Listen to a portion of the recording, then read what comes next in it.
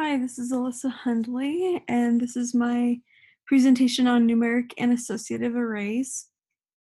Um, if you're not familiar with an array, I'll just give a brief description. An array, like this says, is a collection of elements, each identified by one key or index. And it's something that we probably use really frequently, or you have used frequently to store data. Here is just a really, I think it's a good, simple um, picture of what an array represents and what it looks like.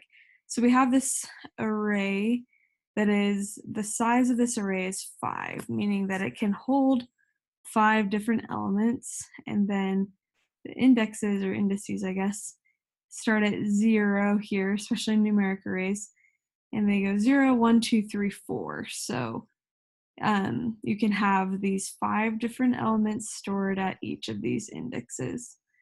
But specifically with numeric arrays, you can store numbers, strings, or any object in a numeric array.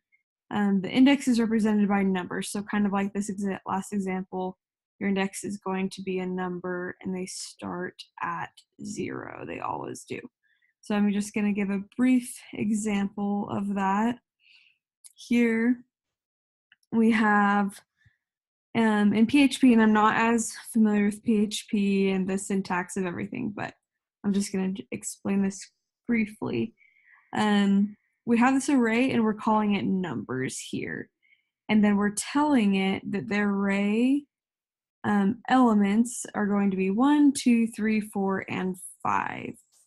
So instead of defining how specifically how big it's going to be, we're just going to tell it, okay, starting from the first index, we're going to say that the value is 1, and then 2, 3, 4, and 5, and so on. And then this will print it out for us, like I'll show in a second. And then another way to create an array is to tell it, okay, array of numbers at index 0 equals 1. And then so same thing down at index 1 equals 2. So like I said before, they always have to start at index 0, even up here where we're telling it that the value is 1, this is still index 0. So if we execute this, it's going to print this out. And you can see we told it value is, and then we wanted it to print the value of the first index in our array. So value is 1, value is 2, so forth. And then down here, we're doing the same thing, but then we had told it that it was a string of 1, 2, 3, 4, and 5. So then it prints that array out down there for us. So pretty simple. For me, this is how I've most commonly used an array. I actually didn't even know that there was such a thing as an associative array until just the other day. So I'll show you that next. Associative array is very similar to the numeric arrays, but the indexing is different. You're using a string as an index instead of a number. And by doing this, we create a stronger association between the index and its values. So I can show you an example of that right here, just like similar to the last one, 2 different ways to do it. So we're creating this array called salaries, and we're saying Mohammed is 2000 and so forth here, but Mohammed is actually the index in this situation, and the value that we are giving it is 2000 and so forth. So then when we print it, we're going to say the salary of Mohammed is, and then it's going to print the value that is at this index in the array. So it's saying salary, the array salaries, and then the index Mohammed. So then it's gonna go up here and look and say, oh, they said the index Mohammed, the value is 2000. So it should print salary of Mohammed is 2000, and then so forth down that way.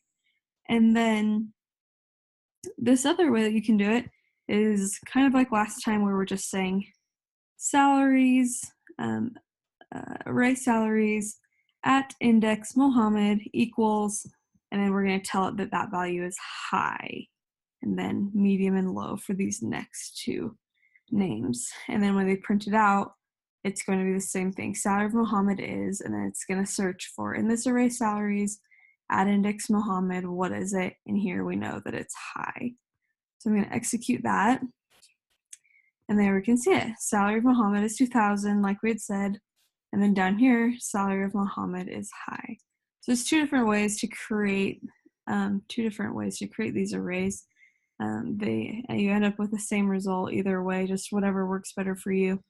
And I just kind of wanted to comment on how much I like the associative arrays. And like I said, I haven't used them before, but I think it's really interesting that you can store that you can link the two things together so easily like that. Like what I was reading online for this example was it was saying you wouldn't want to use a numeric array to store a person's name and their salary because then you can't link those two things together. But if you use an associative array, you can say that this index of Muhammad has this value. And it makes it so much easier to store these things and make sure that they are always connected together. Anyway, that's my very short presentation on numeric and associative arrays, and I hope that that might clarify anything for you guys.